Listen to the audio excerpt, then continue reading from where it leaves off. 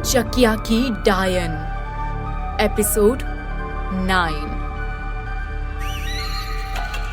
अभिमन्यु प्रीति के देवी वाले रूप को देखकर हैरान था।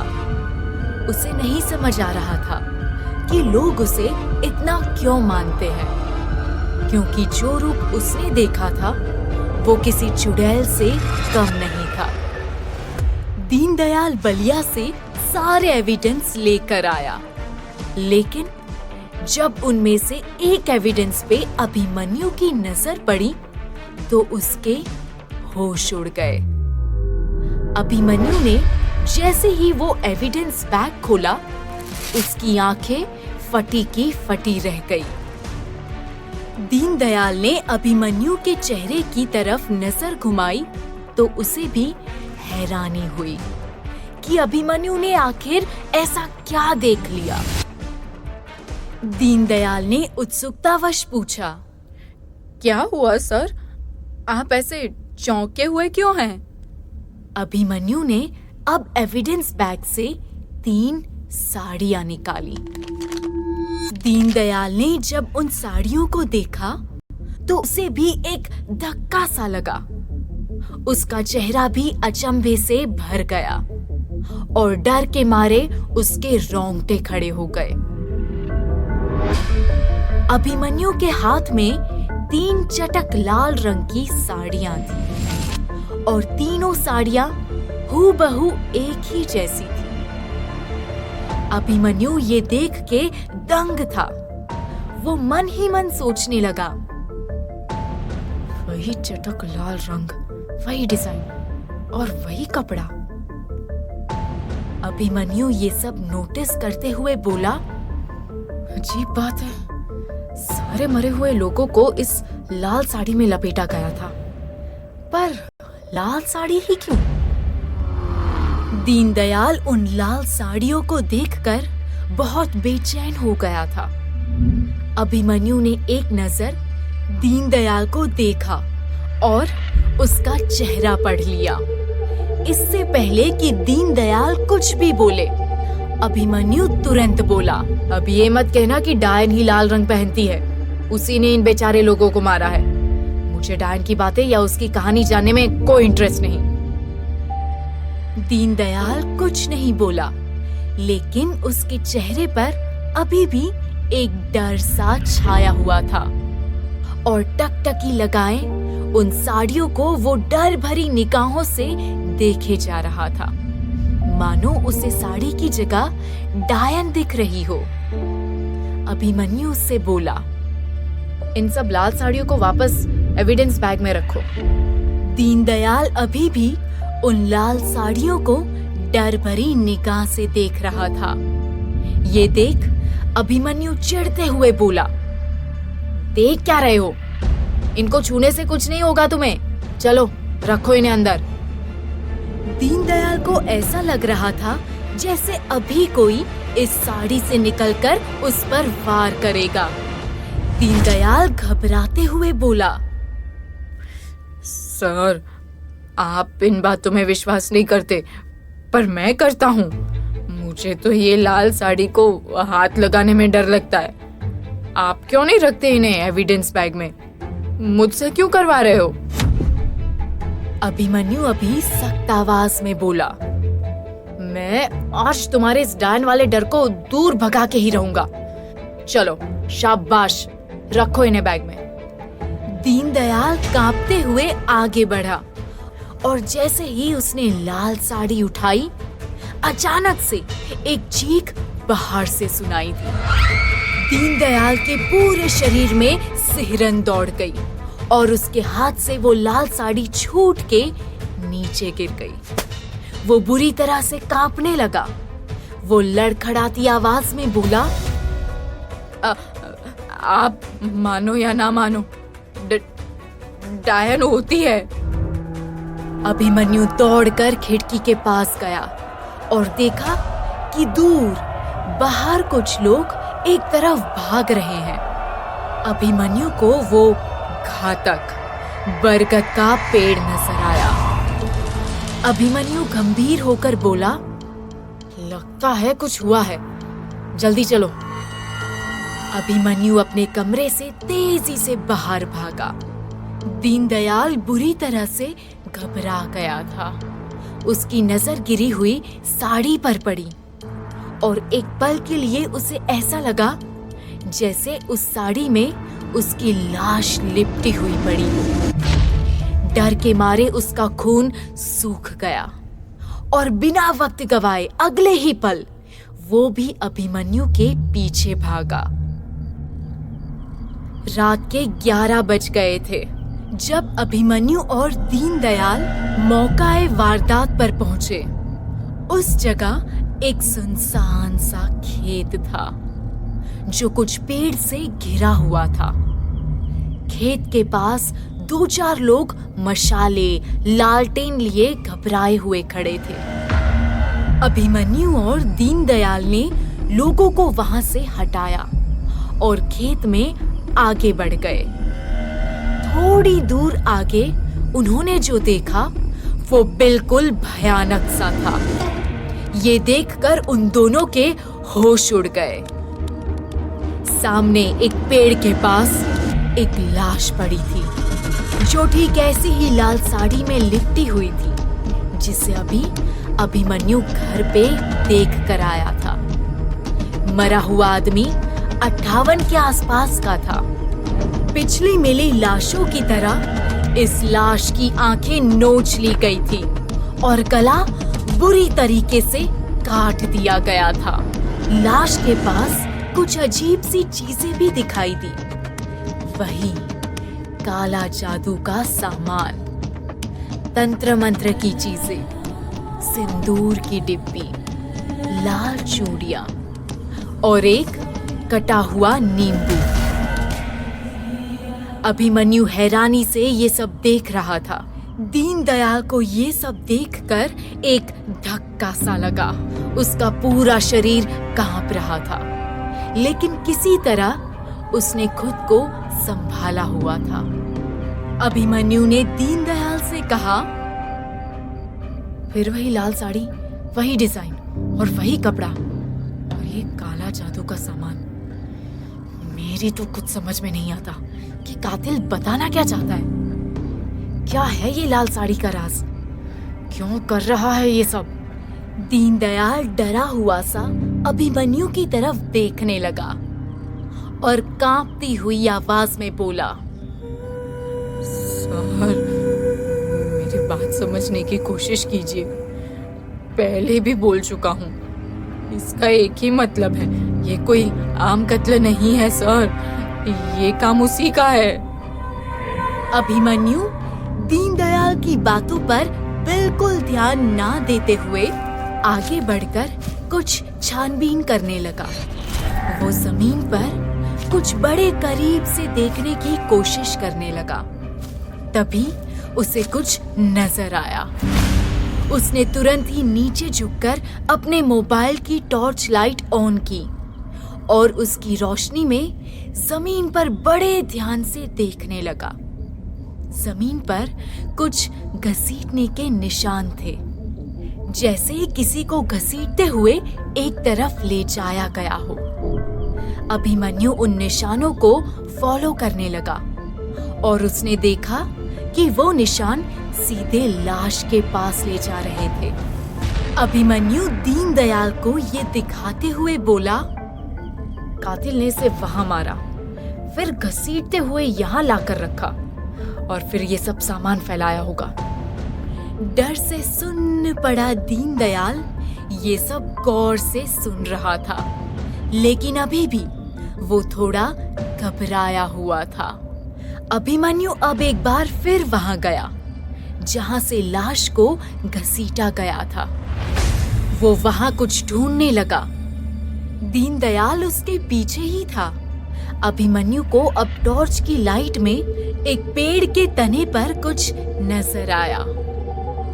वो टॉर्च की लाइट को थोड़ा नजदीक लेकर गया और देखा कि पेड़ के तने पर किसी नुकीली चीज के निशान थे, जैसे किसी ने बुरी तरीके से खरोचा हो। अभिमन्यु ने दीनदयाल को ये खरोचने के निशान देखने का इशारा किया। दीनदयाल उन निशानों को देखकर सहम गया। दीनदयाल घबराते हुए बोला, सारे सबूत आपके सामने हैं सर, फिर भी आप क्यों नहीं यकीन कर रहे? अभिमन्यु गंभीर होकर बोला, कैसे मान लूं दीनदयाल कि इन सब मौत के पीछे कुछ सुपर नेचुरल चीज है। दीनदयाल घबराई हुई आवाज में बोला, सर तो इन खरोचों का क्या मतलब? ये लाल साड़ी, ये काला जादू का सामान, लाश को घसीटना और फिर गला काटना, अगर ये डायन का काम नहीं तो किसका है? अभिमन्यु अब थोड़ा परेशान सा हो गया। वो चिढ़कर जोर से बोला, बस करो दीनदयाल प्लीज, कितनी बार वही बात दोहराओगे? नहीं सुननी मुझे तुम्हारी वो डायन वाली थियरी। अभिमन्यु की आवाज इस बार पास खड़े गांव वालों के भी कानों में पड़ी। वो सभी ये सुनते ही डर के मारे पीछे होने लगे। अभिमन्यु उसी स्वर में फिर से बोला, मेरी बात ध्यान से सुनो। मेरे लिए ये अब क्लियर है कि ये काम एक सीरियल किलर का ही है, और ये सीरियल किलर किसी तरह के तंत्र मंत्र या काले जादू में शामिल हो सकता है। इन हत्याओं को एक धार्मिक चीज के लिए कर सकता है, या फिर एक तांत्रिक के बहकावे में आकर ये कत्ल कर सकता है। और अगर उसका कारण इन सब से कोई नहीं है, फिर तो ये कातिल एक बहुत बड़ा साइको है जो ये सब बेवजह कर रहा है। तभी एक गांव वाले की आवाज आई, साहब ऐसा कुछ भी नहीं है, ये सब कहने की बातें हैं। असल में ये काम तो उस डायन का ही है जो अभी आजाद हो चुकी है।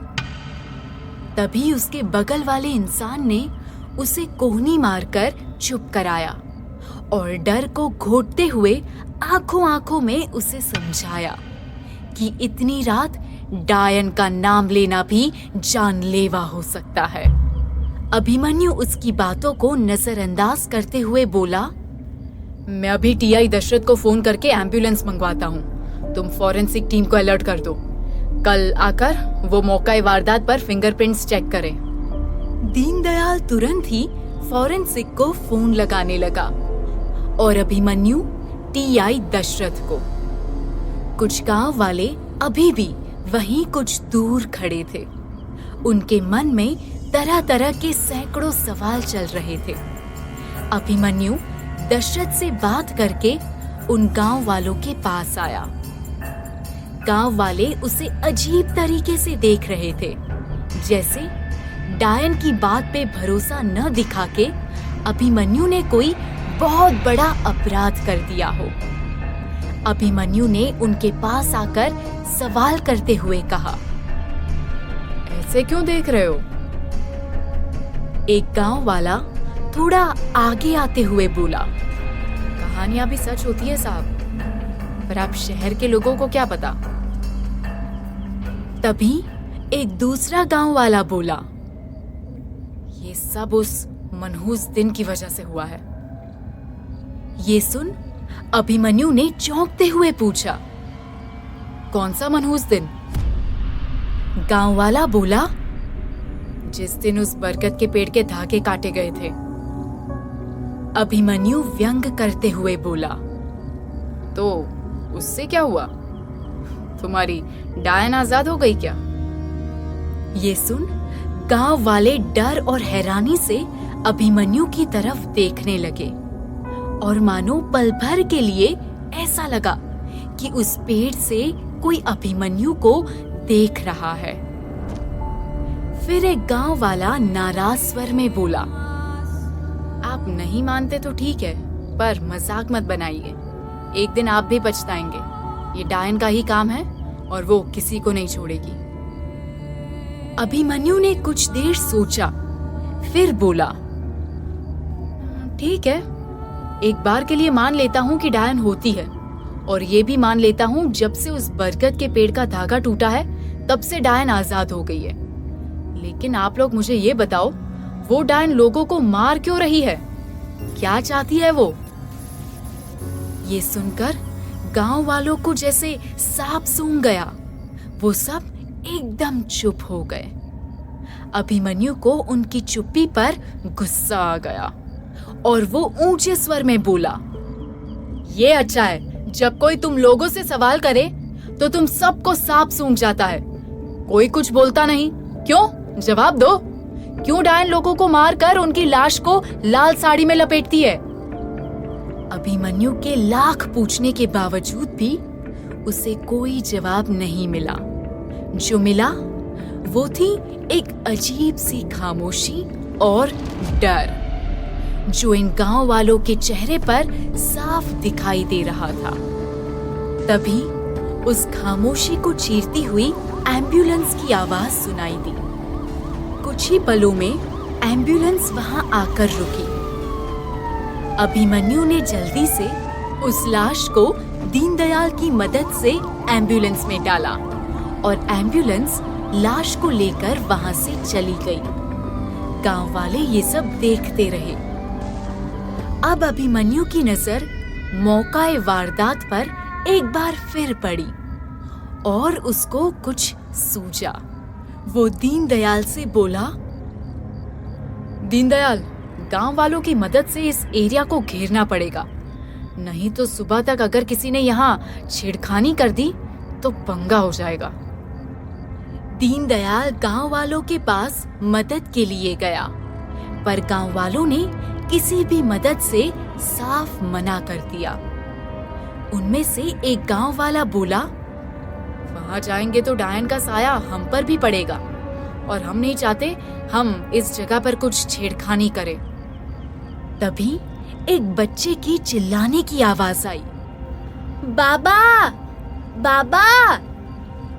एक गांव वाला चौंक कर उस आवाज की तरफ मुड़ा तो दूर एक छोटा सा 8 साल का बच्चा एक औरत के साथ खड़ा था। वो गांव वाला भागता हुआ उस बच्चे के पास आकर हैरानी से बोला, लड्डू, तू यहाँ क्या कर रहा है? और इस वक्त? बच्चा भागते हुए अपने बाप के पास आया और जोर से लिपट गया। उसकी माँ आगे आई और बोली, हम बहुत डर गए थे। हमें लगा कि कहीं आपको कुछ हो ना गया हो। ये कहते कहते वो रोने लगी। बच्चा घबराते हुए बोला, बाबा, आप क्यों घर से 9 बजे के बाद निकले? आप ही कहते थे 9 बजे के बाद डायन निकलती है। जैसे ही वो बच्चा ये बोला, तभी एक औरत की मजबूत आवाज वहां पे गूंजी, झूठ है ये सब। सभी गांव वाले, दीनदयाल और अभिमन्यु उस आवाज की तरफ चौंक कर मुड़े। अभिमन्यु ने ध्यान से देखा तो वहां प्रीति खड़ी थी। प्रीति उस बच्चे के पास जाकर बड़े प्यार से बोली, लड्डू, क्या समझाया था तुम्हें? ये डायन की कहानियां सब झूठ होती है। अभिमन्यु ने हैरानी भरी नजर से प्रीति की तरफ देखा। प्रीति अभी सब गांव वालों की तरफ देखते हुए बोली, आप लोगों को अपनी सोच बदलनी चाहिए। कम से कम इन बच्चों को तो मत सुनाओ अपनी ये फालतू की मनगढ़ंत कहानियां। अगर ये भी इस पर विश्वास करने लगे तो पढ़ने लिखने का फायदा क्या है? सारे गांव वाले प्रीति की बातें सुनकर चुप हो गए। उनकी नजरें झुक गई। अभिमन्यु पहली बार प्रीति की बातों से प्रभावित हो रहा था, क्योंकि वो सही कह रही थी।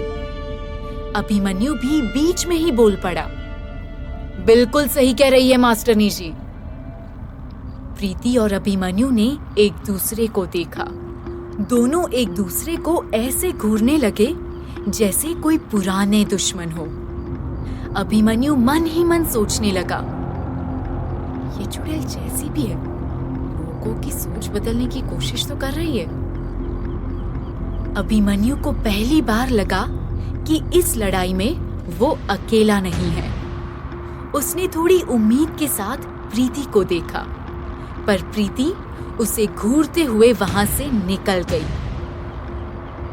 अभिमन्यु की उम्मीद टूट सी गई और वो अपने आप से बोला, मैं भी किससे उम्मीद करने लगा था। गांव वाले और प्रीति के चले जाने के बाद अभिमन्यु और दीनदयाल मौकाए वारदात को खुद से ही घेरने लगे। लेकिन वो इस बात से अनजान थे कि मौकाए वारदात से थोड़ी दूर उस खौफनाक बूढ़े बरगद के पेड़ के पास एक औरत लाल दुपट्टा ओढ़े कुछ पूजा पाठ कर रही थी। ये वही औरत थी जिसे अभिमन्यु ने कई बार उस बरगद के पेड़ के पास देखा था। उस औरत ने एक फूलों का थाल उठाया, बरगद के पेड़ के पास एक फूल रखा और थोड़ा सिंदूर छिड़क के उसने अपनी उंगली पे चाकू से एक चीरा लगाते हुए अपने रक्त की कुछ बूंदें वहां उस पेड़ पे चढ़ाई और हाथ जोड़ते हुए कांपते स्वर में बोली, मुझे माफ कर दो, मुझे माफ कर दो। आखिर कौन थी ये औरत जो बार बार इस बरगद के पेड़ के पास आती थी? क्या रहस्य है इस बूढ़े बरगद के पेड़ का? क्या अभिमन्यु डायन की सच्चाई तक पहुंच पाएगा? इन सभी सवालों के जवाब जानने के लिए सुनिए अगला एपिसोड।